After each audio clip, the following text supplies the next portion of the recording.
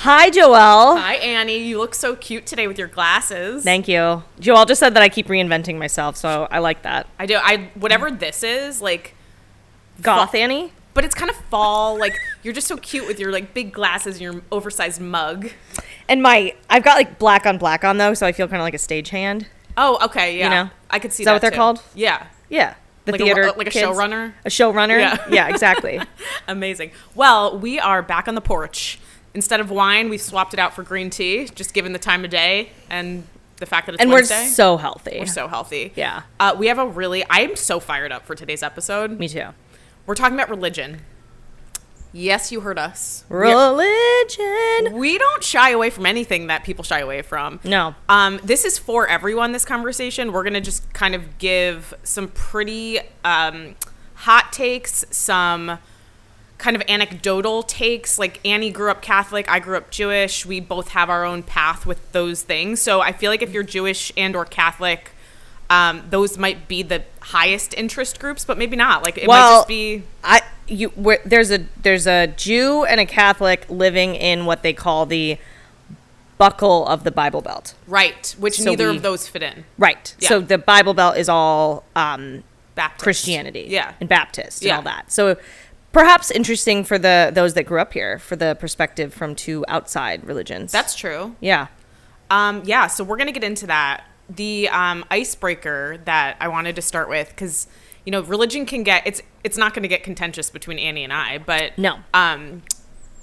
Sometimes it's not always like the jazziest of topics. So we wanted to start with like a fun take on religion and talk about, like, in pop culture, whether that's like social media, TV, movies, songs, what is one of your favorite pop culture references throughout history when it comes to religion? I think I know yours. You do? I think so.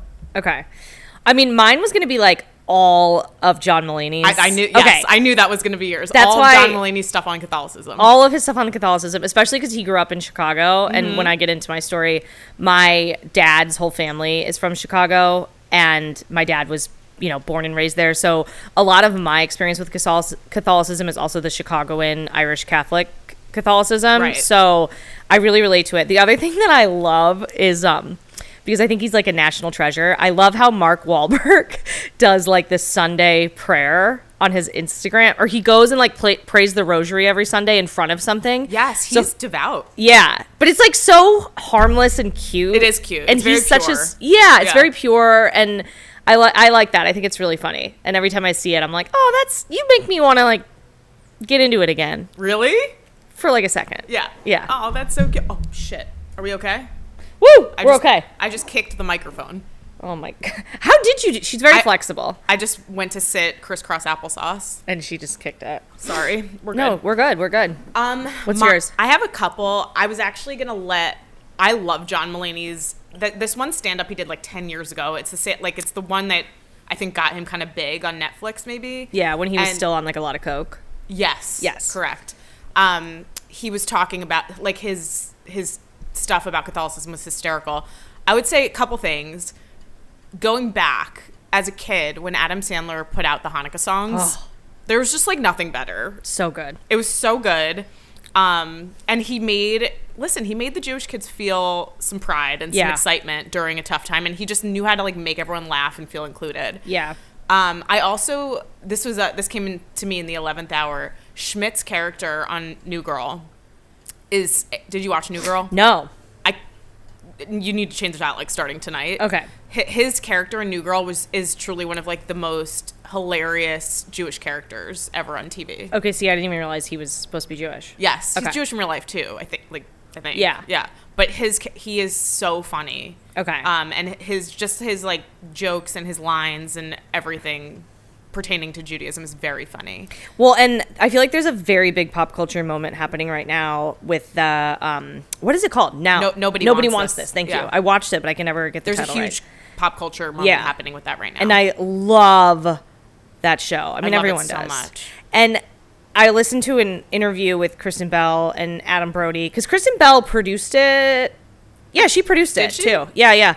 Maybe even did some of the directing, but she was talking about how when they were trying to cast men for the rabbi, she knew all along it was going to be Adam Brody. Yeah. But like they just had to go through, she was like, okay, well, this should go to Brody, but then they just kept bringing in dudes that were flops.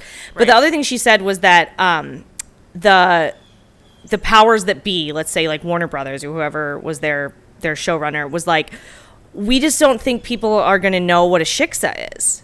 And Kristen Bell was like, yes, they will. So they did a, what's it called? Like they got everybody, thing where they got everybody in the room to ask them if they know what a shiksa is. Oh, okay, yeah. They do that in Hollywood. I know what you're talking about. The fuck is that called? Focus group. Oh, yeah. They did a focus group and no one knew what a shiksa was. What? But they went forward with referring to her as a shiksa and making the plot still being like she's blonde and everything. Yes. Because she was like, this is just really like hilarious, objectively. And so whether or not they know what it is now, they're going to after watching it, and it's funny. Or like a very quick like Google search will tell you what it is. Yeah. I just thought that was cool because I feel like I'm glad they didn't call it the shiksa. Yeah. I mean the name is also like whatever because we couldn't even remember it. It doesn't really roll off the tongue. Right. But it's like the hot rabbi show, I think is what people call it. Yeah. But it's so good. I love it. I mean, trust me, you can find people who don't like it and they will make a TikTok about it and they will tell you why they don't like it.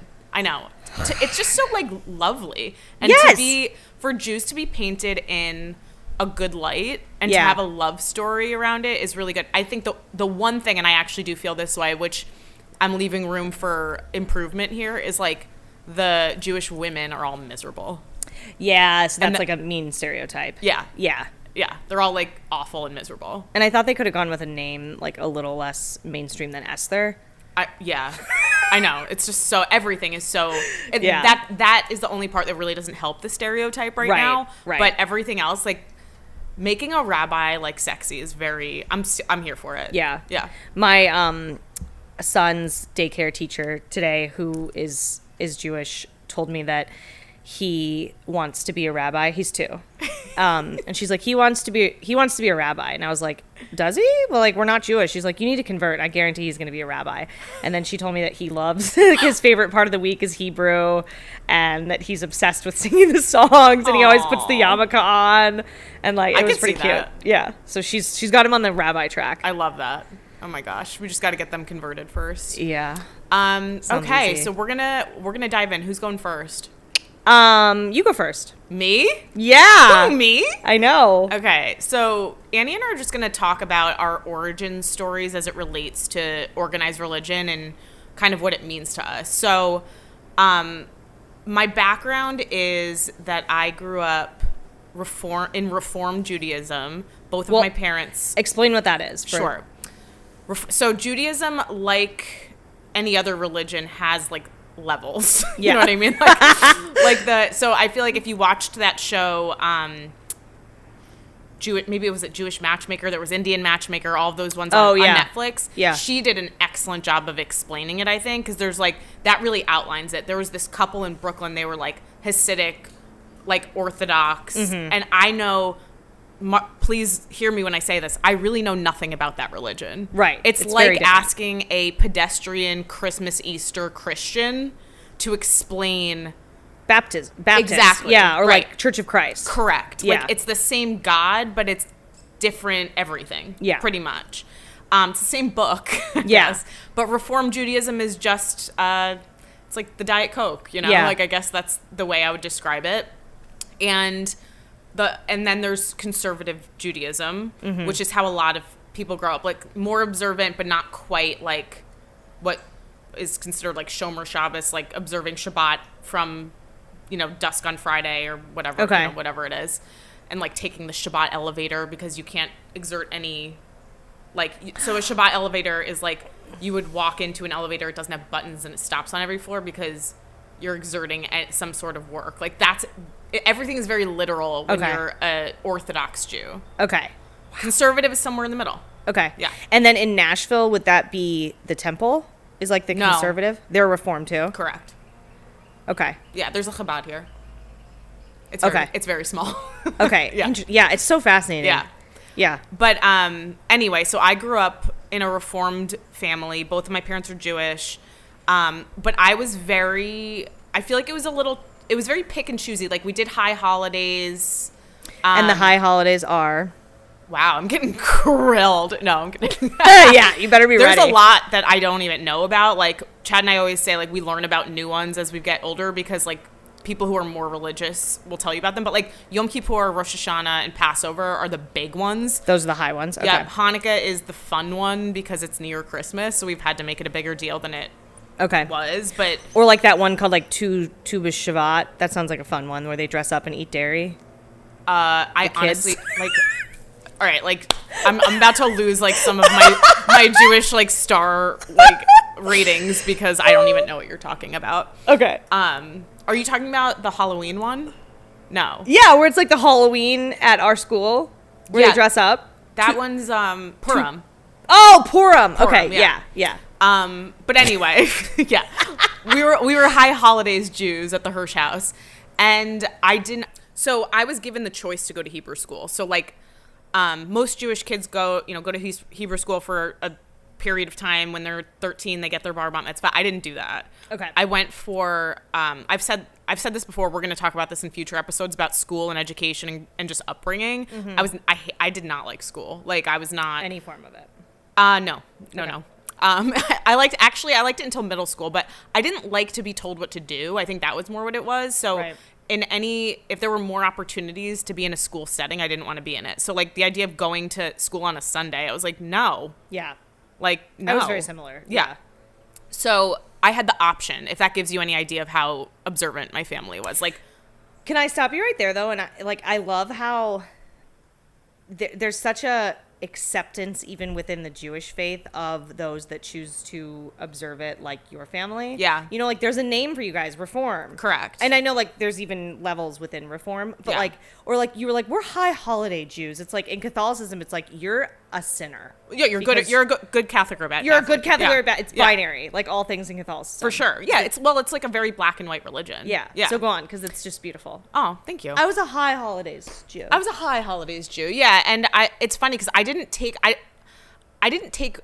want to say I didn't take much pride in it. I just didn't think about it very much. Yeah. If that makes sense. Like, I didn't grow up in a particularly Jewish area. It was everyone where I grew up, because I grew up in the suburbs of New York City, everyone was either Jewish or Catholic. Mm-hmm. And by that, I mean Jewish or Irish Catholic or Roman Catholic. So everyone was either Italian, Irish, or Jewish. Okay. Like, those were the three. Yeah. There was nothing really else. Yeah. And that's culturally how, like, things were. Yeah. And so I thought a lot of people where I'm from, I don't think know there's a difference between Catholicism and Christianity, because everyone's Catholic. Yes. Yeah. That's how it was in the Midwest. Right. Yeah. So that's why down here it's much different. Yes. Very different. But it was never like we had every high holiday off from school. You know, like you did? Yeah. Oh, wow. Yeah, all of them. Okay. So it was always really like, it wasn't very, you weren't like an oddball to be Jewish, even though it was a minority. Mm-hmm. But I also didn't grow up in the part of the Northeast where, like, every kid in the school was Jewish and everyone went to rich kids summer camp. So I was never, like, immersed in that part of Jewish culture, which I think is where a lot of people get their pride from. Yes. And where also the reputation that all Jews have a ton of money. Right. So from those communities, which are... Right, like Long Island and certain parts of Westchester and New Jersey and Connecticut. So, I mean, where I grew up, Toledo was has a huge Jewish population. Right. And it was very like, they like all the kids went to the same summer camps and stuff. Yeah. Which I think is great. I was not in that culturally. Yeah. And then I went to a former Jesuit college because I just followed my brother there. Like, he went there. I was like, this is good enough for me. I love when I visit here. There's a Wegmans. Yeah. And that's good enough for me. And I have no regrets about that. But it's not like I sought it out in college. I could have gone to like a Big Ten school and joined the Jewish sorority and did the whole thing. But that was it just wasn't really who I was. So my turning point was I studied abroad in Florence, Italy, when I was junior year, real original, and me and every other white girl in the U.S. And as one did, you took the opportunity every weekend to travel to different countries, which was awesome. And I did Poland with a group of friends, and we visited Auschwitz. Okay. And since that day, I've never been the same. Wow. Since that day, I decided and I recognized that being Jewish is actually a miracle because of just the consistent, relentless persecution throughout our history. Yes. And if you have made it to this point and have become 0.2% of the population. It's 0.2. 0.2. Wow. Percent of the population. But we do control the weather and the media. Right. Hurricanes. Yeah. Everything. You are so lucky. Yeah. Let me not mince words. You are so lucky, and like, shame on you for not being proud of that is my perspective. And that's how it shifted. So I think I was 19 when I studied abroad. Okay. So it's like ever since then I like took ownership of it. Mm-hmm. And I'm like, this is who this is a big part of me. Like, and then, where the imposter syndrome comes in. And I really hope that even if you are, if you're listening to this and you're even like 25% Jewish or whatever, like one of your parents is half Jewish, and you're like, I wanted the most intimidating thing about it is that services are in another language. Yeah. And that's a really hard barrier to entry. And that is where most cultural Jews or Jewish people who want to get into it have imposter syndrome, because it's like, I don't know the text. I don't know, the Torah. I don't know Hebrew. And I'm here to tell you, neither do I. Okay. Yeah. Like, I don't either. I never did. Wait, even like the Reform services where you go are in Hebrew? Yes. I did not realize that. Yeah. No, all the prayers are in, but the sermons are in English. Okay, the rabbi speaks. Yes, okay. yes. The sermons are in English, but you've heard the songs at Tot Shabbat. Like, they're all in Hebrew, and the prayers are in Hebrew, and you don't really know what you're saying. A lot of Reform synagogues translate it, which is nice. Okay. Ours does. Yeah.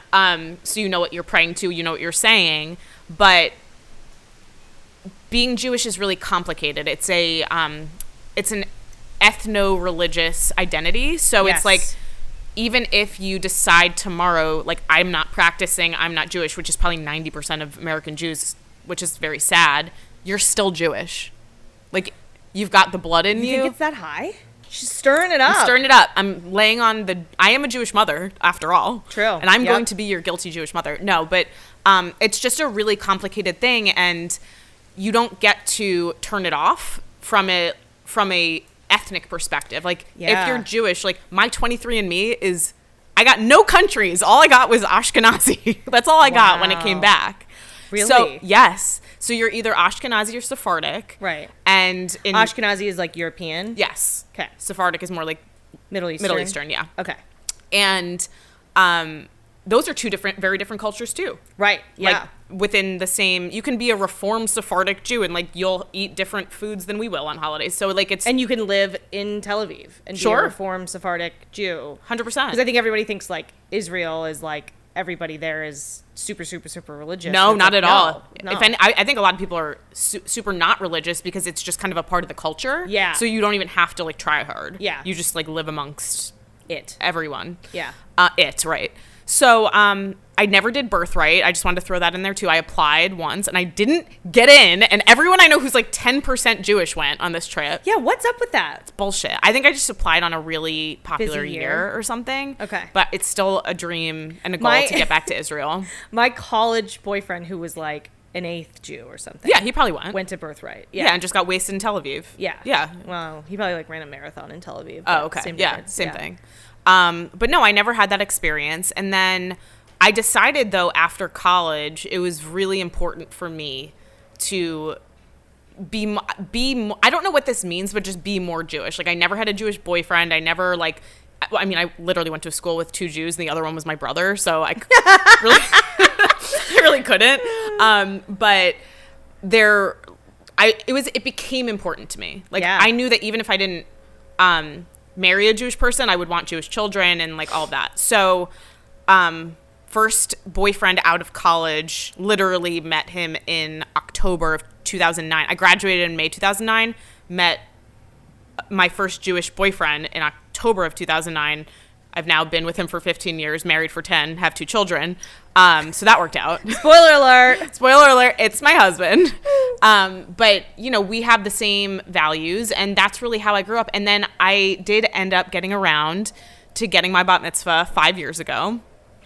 5.5 years ago. It was April. I was pregnant with Riley. Aww. And I got bat mitzvahed at my synagogue here in Nashville. It was the perfect opportunity because there was an email that went out and said like it was like an adult b'nai mitzvah opportunity. So it was a group. Okay. So it was like 5 of us that signed up, and we met once a month for like 6 months. And do you still talk to any of them?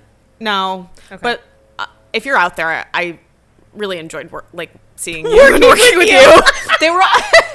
It was really enjoyed working with you. Yeah, it was such an eclectic, cool group. Like one was a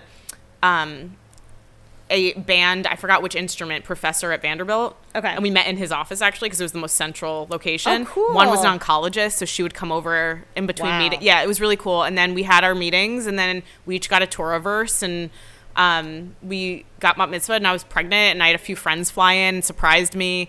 Oh. Chad's whole family came in, my whole family came in. It was awesome.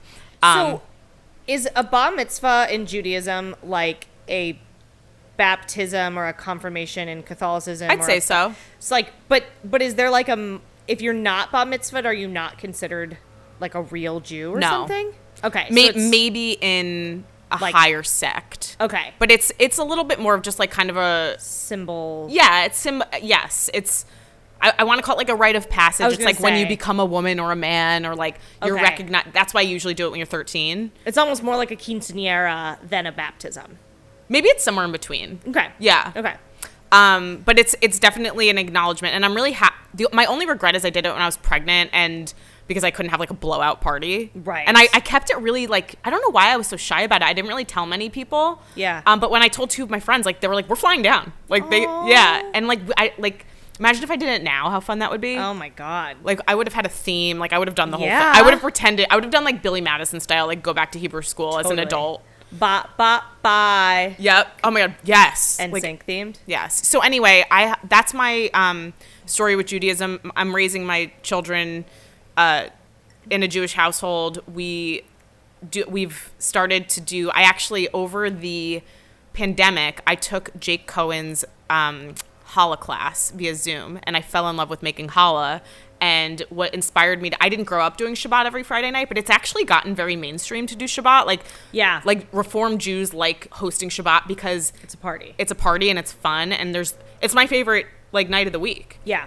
And it's all it is you eat challah, you drink wine, you say prayers, and you enjoy each other's company. Like that's literally all it is. So And is it true that you're supposed to like have something sweet on Shabbat? Is that what the challah is?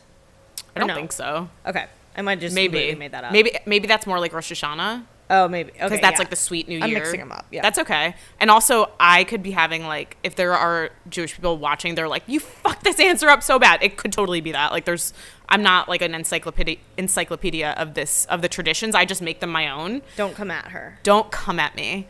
But I will say, like, the traditions that I've started with my family and my friends, yourself included, who have like all Yeah. kind of joined in and embraced like my version of Judaism and my recognition of it, Yeah. have become a huge part of my life and my identity. And I really just want to inspire more cultural Jews that aren't Orthodox or conservative. I really want to inspire more people to embrace it. Yeah. It's so beautiful. I have loved that you've brought us into it outside of the school we go to. Well, don't forget, when you had your Shabbanika party, Annie had a Shabbanika party last year, which is the Friday of Hanukkah, Shabbat Hanukkah. She hosted. I hosted. And Jeremy Walko, I know you're listening, was like, wait, they're not Jewish. Like, everyone thinks you're Jewish already. I know. It's so funny. Yeah. Well, and I love it. It's so funny down here because I would say in Nashville, Jewish people, y'all can come after us, but it doesn't seem like Nashville has a huge Jewish community. No, it doesn't. Okay. Factually, it doesn't. Okay, Yeah. so I would say like a lot of people down here are not super familiar with the religion or its holidays, Yeah. or like even, what a synagogue is, that kind of thing. And so I feel like when we first moved here, like everybody was so confused because it was like, where are you sending, where are your kids going to go to daycare? Are they going to go to a Mother's Day Out, which a Mother's Day Out is code for a daycare at a church. For 3 hours a day. Yeah, like a very Christian church. And usually. very limited hours. And very limited. Oh, I want you to know, very limited Yeah, hours. like that is not an all-day situation. No. It's a Mother's Day Out, so mom gets to go do a couple errands. Right. Yeah. And It's not for the working parent. No. It's not for the working parent. But so then I would be like, oh, no, they're going to go to a school. And then I would tell them what school. And then they would be like, I've never heard of it. And I'd be like, oh, well, it's a Jewish school. And then I feel like I could just see the wheels turning where they're like, but her husband's Mexican and they're sending their kids to a Jewish school. But she definitely looks Irish, which makes me think Catholic. And so I could just tell everybody was like, what is going on? Yeah. Like, so I've thoroughly enjoyed that puzzled look Yeah. the entire time that I've lived here. I love that too. And I think that's also a good time not to like make something serious out of something very funny, because it is. But Jews look different. There's black Jews, there's white Jews, there's Asian Jews. Yeah. There is a look, kind of, but also just know. You can look all sorts of ways and be Jewish. There's a lot of redhead Jews. Yes. Like a lot. Like especially like the Russian Jews and stuff. Mm-hmm. So yeah. Just like a lot of other things, y'all. Yep. Don't profile. Don't profile. Well, let's switch it to you before we get into our hot takes. Tell us about baby Catholic Annie. Oh, little baby Annie. Okay, so so my mom has 6 siblings. My dad has 8, and so huge Irish Catholic families, like very, traditionally in the time period in which she would have many, many, many kids. My mom grew up in New Jersey, right outside New York, and my dad grew up in Southside Chicago in the Irish area. And kind of as you were describing how like your community impacts your involvement, the degree of involvement that you have with your religion is just so like it just resonates so much with me, because my dad's entire neighborhood was Irish. So it was just, it was like living in Israel for a Jewish person, where you said it's all around you. Like It was just all around him and his whole family. And like all my cousins grew up going to church, every Sunday. They went to Catholic schools. Like it was in their blood, like it was in the air. It was in the air. Thank you. Their blood and the air. Obviously it was in their blood. But, but for me, my dad was the only sibling that moved away from the South Side of Chicago. So he moved to, we lived in Chicago for a little while, and then he moved us to Ohio, where I was raised. And so we weren't close to like his family of Irish Catholics, but we were still in a very Catholic area. Mm-hmm. Like I would say growing up, people were either Catholic or Jewish, and then there were maybe like some Methodists. Yeah. Episcopalians. A little sprinkle of some more of different denominations. Yeah, like sprinkles of the Protestant origin Christianities. But yeah, so it was just like, that's what I thought religion was. Like you were either Catholic or you were Jewish. And then, maybe you were that Episcopalian one. But I grew up going to church. I mean, we sucked at it. Like we didn't get there every Sunday, and it was tense, because that's the thing about Catholicism is like, even when you're little, you very much catch on to the fact that like there's a lot of shame and there's a lot of like ways to do things right or wrong. And so I remember it being very stressful, just even like getting out the door to go to church, and like, are we wearing the right things? Are we in the right mood? And then, I was baptized, like we were constantly going to baptisms and confirmations and Irish funerals and all of that. So it was a big part of my life. I went to CDC, which I forget. CCD. I was going to say, that's the Center for Disease Control, right? I didn't go to the CDC. No. I went to CCD on Sundays a lot.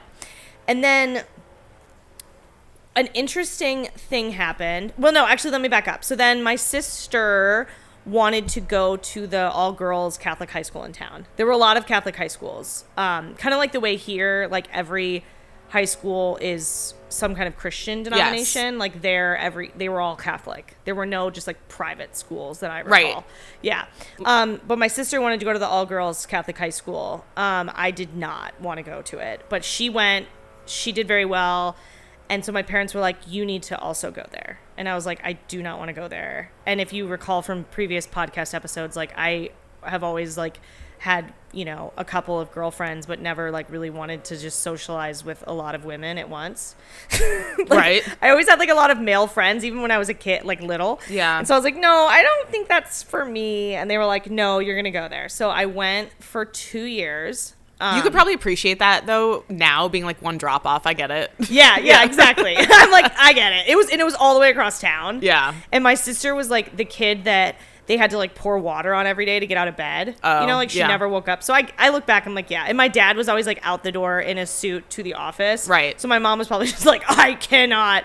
Actually, Joelle, it's funny. Actually, no, I take that back because the public high school was behind our house. Oh, never mind.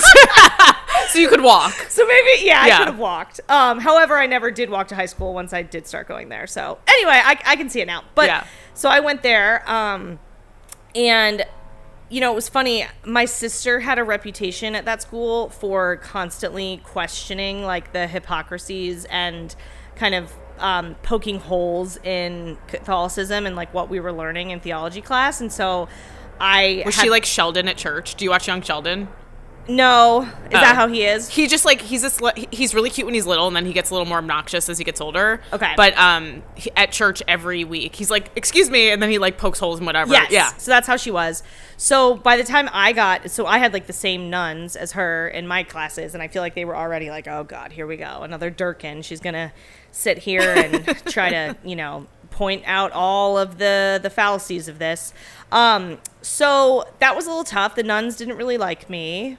I feel like she left a bit of a challenging road for me. I do remember we had this nun. I just want to tell this because this is so important to like how insane Catholicism is. But because there's so much shaming and there's so much like right from wrong and so many rules, you know, we had the classic like kneel and make sure your skirt is touching the floor. Like I used to get points taken off my English assignments because if I didn't dot my I's, I would make like a circle instead of a dot. In like just because I was writing quickly and that's how I did it. Not like I was trying to prove a point, but she would mark off a point like every single time I did that. Wow. So it was very strict, not nearly as strict as some of the other Catholic high schools that listeners have probably gone to, I'm sure, but I hated it. I met some really amazing women there who I still, you know, I'm like Instagram friends with and such, but I was ready to get out of there.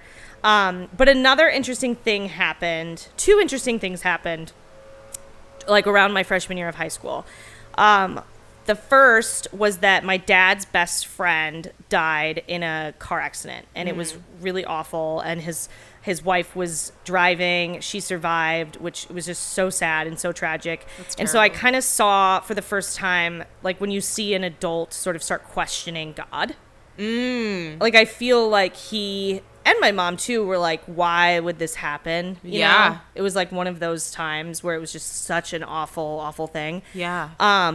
And then all of the bombshell stuff about the Catholic priests molesting boys started to come out. Right. And the epicenters of that were really like Boston, Chicago.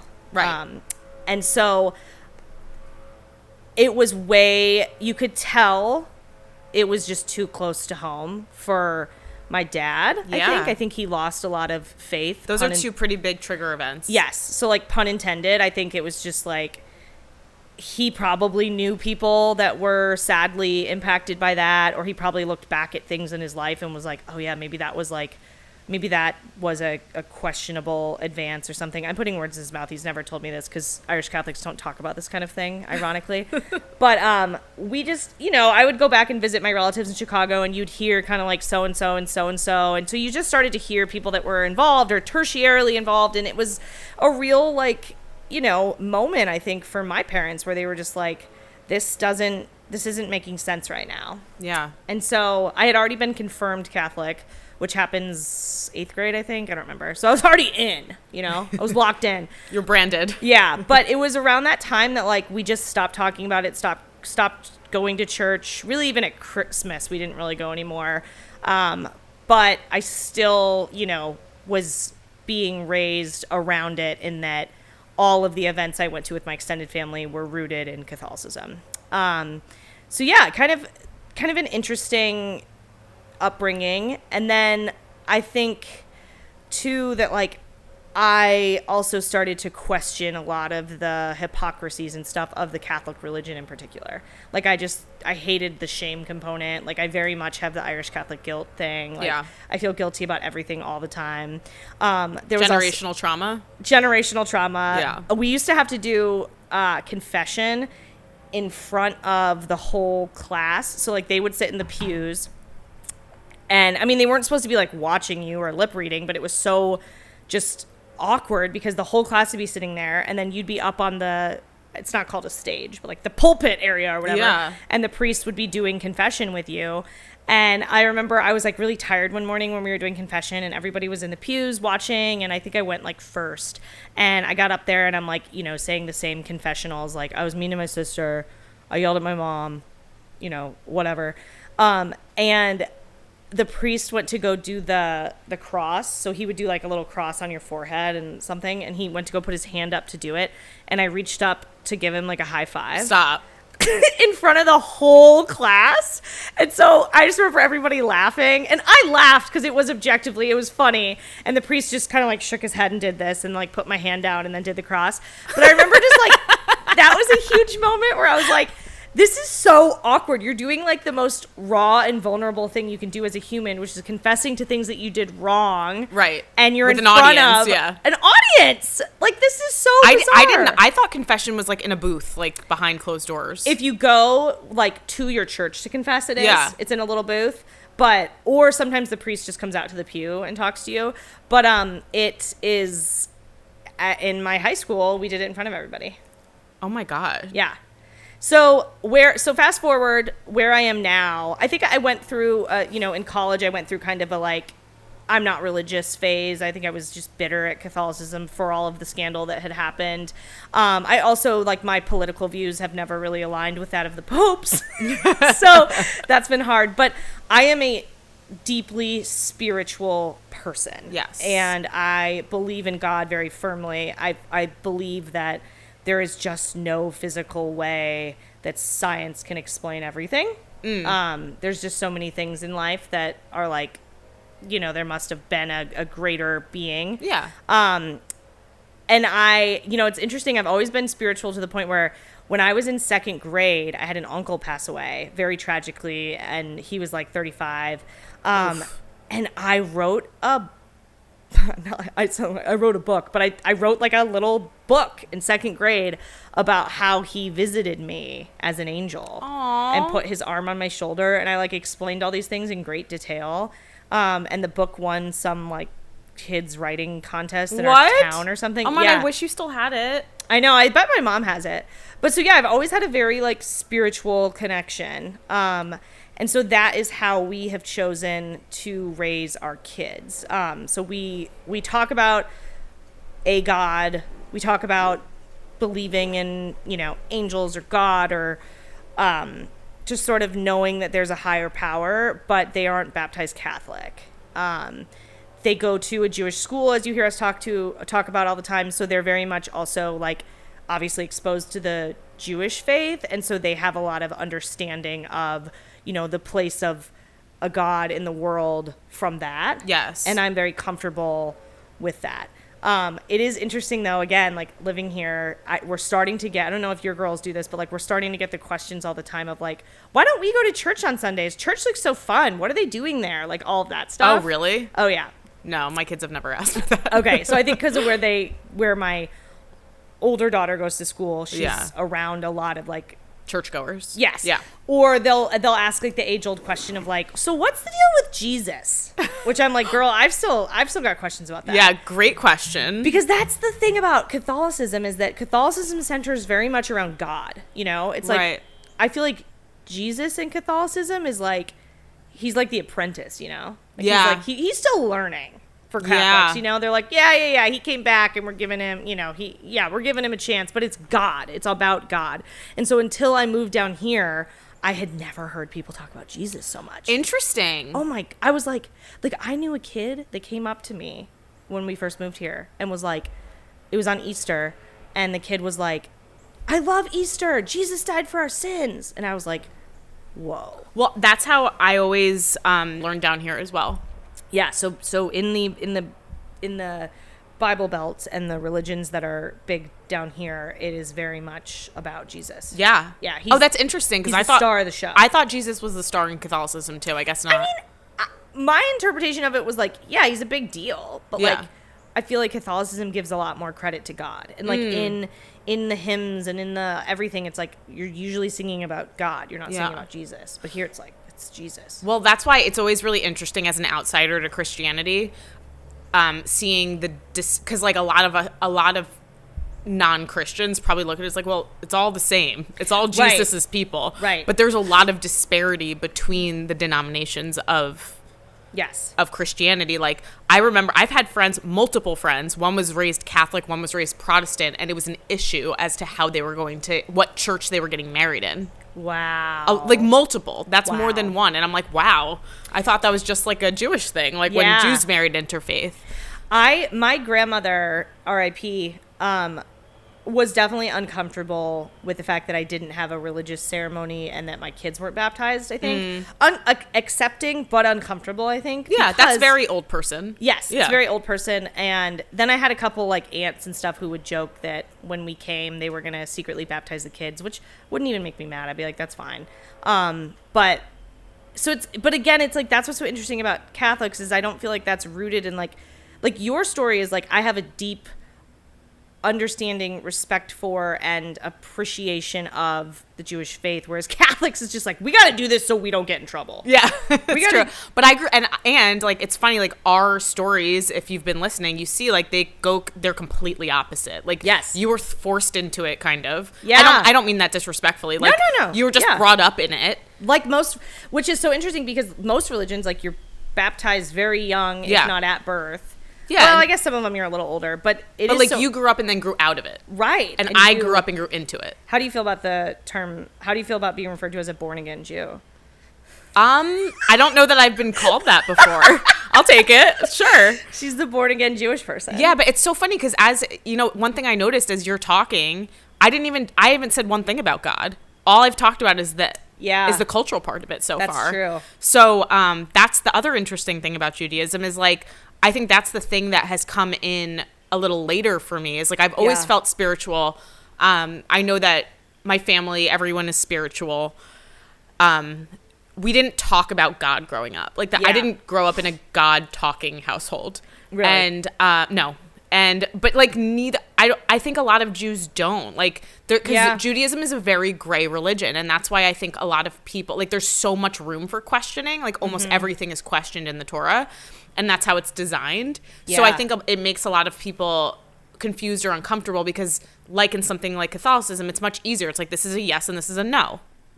Like that's not how Judaism is. And when you're mourning something or you're looking for deep meaning in something, sometimes it's easy to just have a rule book. Totally. And Judaism isn't that black and white. Yeah. So, and I like that. I like the interpretation. I like the interpretation and I like being able to learn things and then interpret them. Yeah.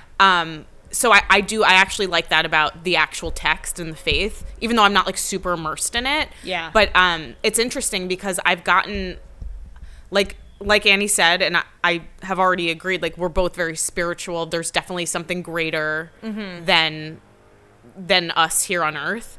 But I only recently in the past like couple years have really leaned into like, and I feel a little imposter-y saying this. Yeah. But like God having a presence in my life. Yeah. And like actually leaning into that without like feeling like I'm going to make fun of myself the next second. You know what I mean? Right. I know. And one example I want to give, and you can cut this if you don't want me to share this because I'm not going to give specifics, but in the last year, Annie went through something really traumatic. And that was one of the closest I've ever felt to God. Yeah, that's so... Ever. Like, I want to say cool, but that doesn't do it justice. It was just... Well, it was really weird. Like, it was, like, really... I was just, like, not fighting it. And I just remember, like, something real... I was, like, the first responder to your traumatic event. And I, like... Something came over me where I just, like...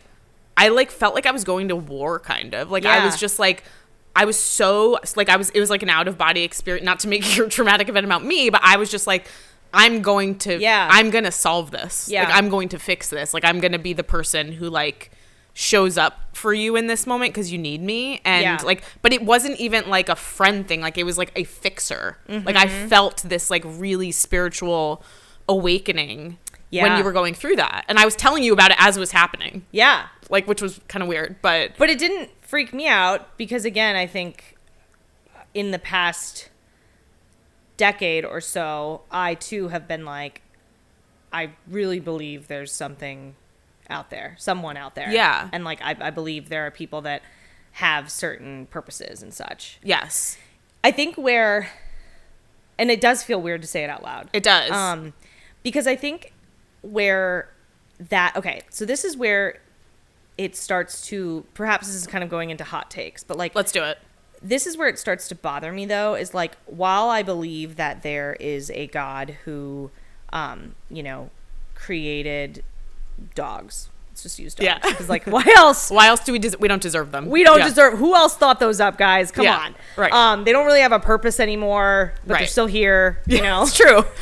Our little domesticated besties. Yeah, unless you're like a husky. Yeah. No, but like, that's just a silly example. But the beauty of nature, maybe. Like, you go to that's the best example. Yes. Like, how truly unbelievably beautiful this world is. Yes. Like, when I go to, like, I remember going to Glacier National Park and being like, okay, all right, there's more to this than science. Sure. And tectonic plates. There's got to be.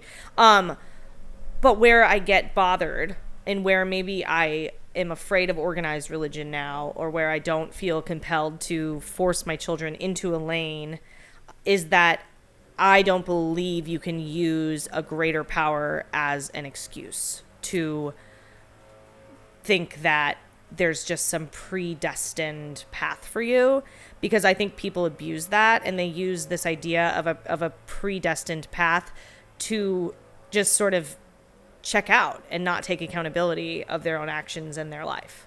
100. I couldn't agree more. I would say the thing that was on the tip of my tongue is I draw the line at everything happens for a reason. Yes. That's where I draw the line. Yes. That's the most weaponized use of religion. There's a lot of weaponized uses of religion, but that overarching, it's the most like sincere form of gaslighting when someone's going through something like traumatic. That everything happen if someone like loses their child or something, which is the worst thing that could happen, period. Yeah. You could can't convince me that happens for a reason. Could you imagine if someone said that everything happens for a reason? No. I would then be incarcerated for the rest of my life and rot in jail because I would murder that person. Yeah. Like, it would just not fly. Yeah. And I think that is when people are like so over the edge, by the book religious, that they can't even get out of their own way. Correct. To realize that is so fucked up. Yes. Yeah. That is where that really bothers me. Me too. And it really bothers me from a political standpoint. I mean, everything about religion and politics bothers me, but same.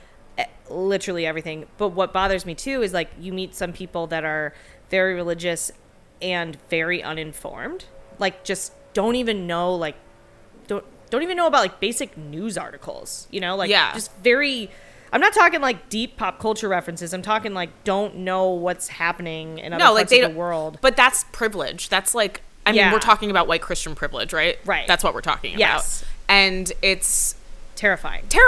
It's absolutely terrifying. And it's the most, like the highest horse you can ever get on is to say that like is something about from the standpoint of abortion or gun violence, to protect those two things in the name of God is the most white Christian privilege way you can come at those. By the way, if those are your stances, I'm not saying your upbringing is invalid or like you don't have any credence to what you believe, but if those are like the only thing because plenty of people are incredibly well read on both sides of the aisle and can maintain their argument, and that's just true. Like that's just, I'm not saying I agree with the other side. I'm just saying they know everything about it and still feel the way they feel. But I think some people just are like, but the right to bear arms. It's like, and God-given right. They say that all the time. Right. Like I went through, our governor asked for public comment after the Covenant shooting and before he held like a special legislative session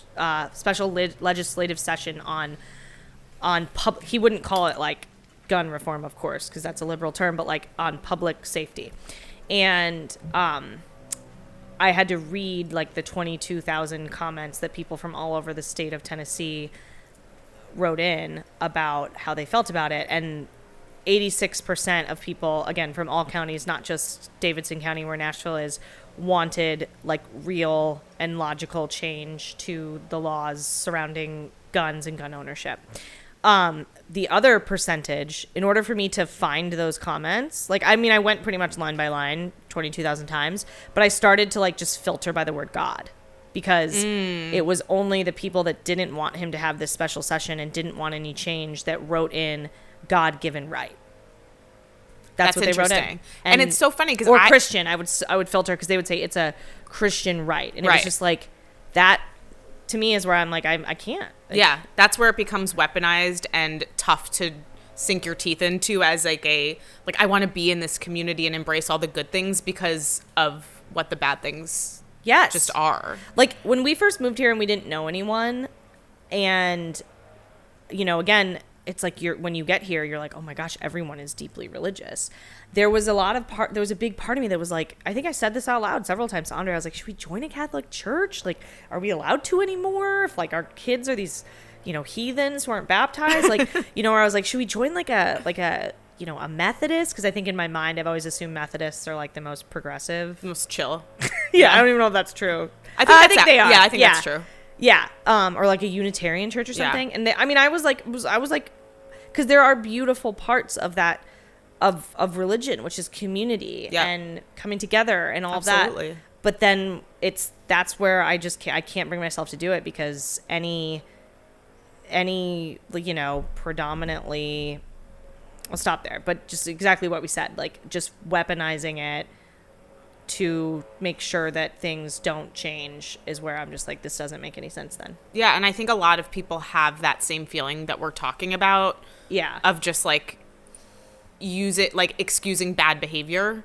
Yes. For being deeply religious. Yes. Yeah. And I don't like it. I don't like it either.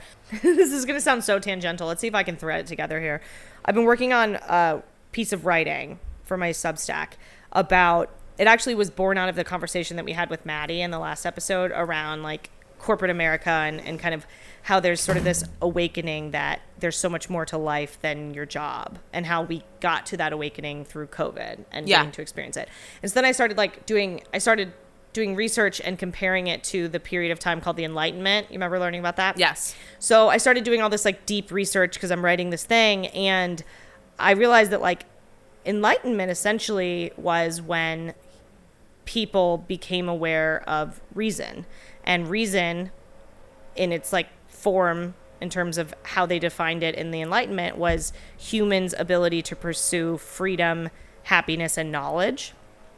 And those things in theory should go hand in hand with your religion. You should be able to pursue freedom, happiness, and knowledge and be a religious person. Yeah. But back then, the religions were so oppressive, mainly Roman Catholicism, were so oppressive that it was like, fuck your happiness, do what the Bible says, or you're going to hell, you know? Right. And so then that's when, before the Enlightenment and during, that was when a lot of, right before Enlightenment was when Martin Luther broke off and created the Protestant religion. So then there was Catholicism, and then there was Protestants. And Protestant is spelled protest-ant because it was in protest.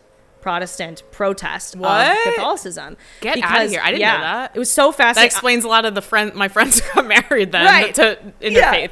But I did so much. I got into this rabbit hole because it's just absolutely fascinating. But essentially Martin Luther was like, you pope, you priest, you person don't get to decide who is forgiven and what kind of relationship they have with God based on, a sin that they've made. Interesting. And that was like the whole premise of it. Wow. That, and like the Catholic Church was extremely corrupt, and they were like influencing politicians and doing shitty things. And so he was also sick of that. But I was like, God, that's so fascinating. And then here we are.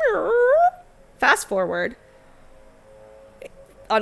Oddly enough, a lot of the religions that have evolved from Protestant religions, from Protestantism, are now kind of in a similar reflection period where a lot of people are like, you know, you're doing really corrupt things that are hypocritical, so I don't get it. Like, we're reading about all these like megachurch pastors that are going to jail for like embezzling money or like all kinds of stuff. They're not really truly living faithful lives.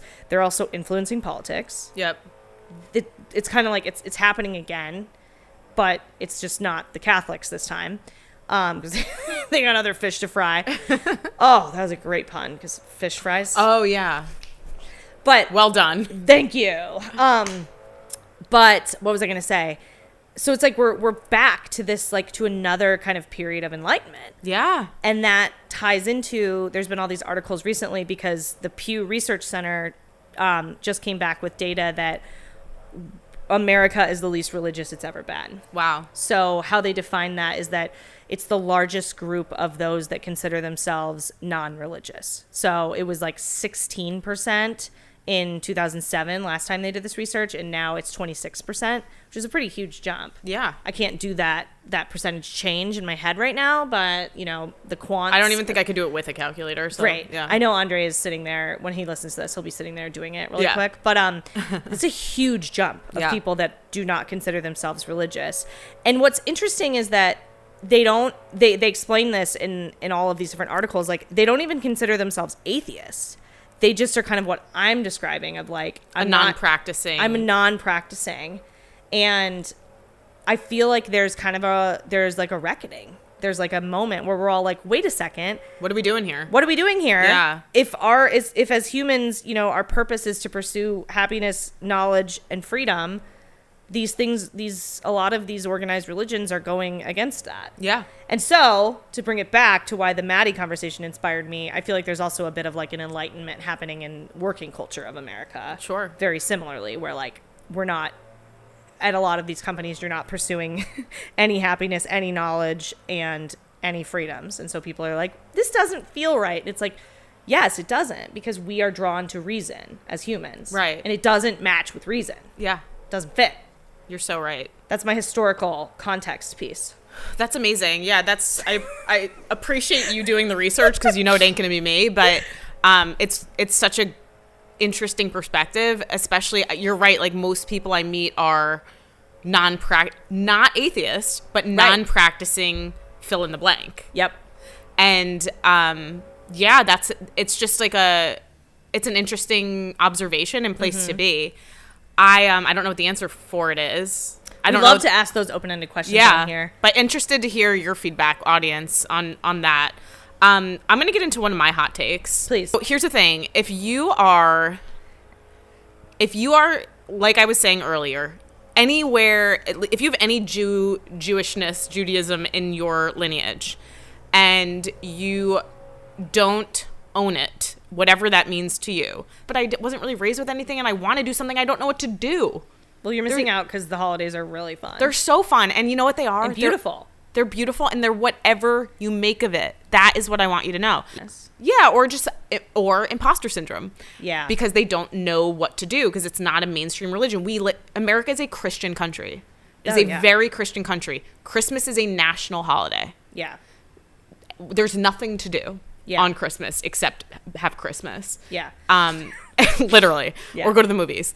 And it's so that leads me to one of my tips. So Hanukkah can be tough because it competes with Christmas. And I think a lot of times that can almost feel more isolating. Mm-hmm. Not to me, but I can understand why it does to other people, because my kids are like, we get 8 nights, yay! Which is exciting. Create your own traditions, whatever that is. Like last year I made, instead of doing a Christmas tree, I made a Hanukkah corner and I just like decked out this one corner of my house. And I would have done like a shrub. Chad's pretty against it just because it's so like posery. Yeah. They are whatever you make of it. Like my kids are really proud of being Jewish because we make it fun. It doesn't matter. Just make it fun. Yeah. Make it about food and family and fun and light and love and happiness. And that's really that's what it's about. Yeah. Like almost every holiday has an implication of like persecution and survival, which is the dark side of it. But it's also about what's important in life. And I think anyone can get behind that. Yeah. Like, yes. But wait, let me give a quick example of one of the times when I fell in love with Judaism. from my kids going to school at a Jewish school and from myself getting so immersed in the religion. But Yom Kippur Yes. is literally about, or a big part of honoring that holiday is about learning to say sorry to people. Yes. That's what it's about. I mean, It's about apology, forgiveness, introspection, and like the fasting sucks, but it's like the reason for that tradition and that kind of implication of the holiday is so that you are like fully connected to God and like with no distractions, right? And it's just you and God reviewing your year. Yep. And It's figuring your performance it's review. your performance review. It really is. God's like, listen, Joe, like Yeah. you could have done better here. And You were a dick to your wife, and so you need to say sorry. right. And whatever that means. And it's learning how to say sorry and forgive and move on and be better next year. Like Yes. everything about It's Judaism. beautiful. It's beautiful. They're really like the Jewish New Year. Rosh Hashanah is my favorite Jewish holiday. And because it's just a new year and it's about it's like everything is sweet. That's the theme. And I love to bake, and it is my holiday. It's like when I come alive. Yeah. But Rosh Hashanah doesn't compete with anything chronologically, like in the calendar. Right. So, and it's fun and it's easy. So next Rosh Hashanah, it just passed. If you are any bit Jewish, I want you to have a little New Year's party. Doesn't have to be Jewish. Cut up some apples, dip them in honey, go to your local baker, get a challah or find a challah recipe, and just like enjoy your family and just say Happy New Year. Like that is what it's about. That's what it's about. Yeah. On Yom Kippur, like Annie just said, like instill the value that how important it is to make amends and get better every year. Mm-hmm. That's what that's about. Yeah. Want you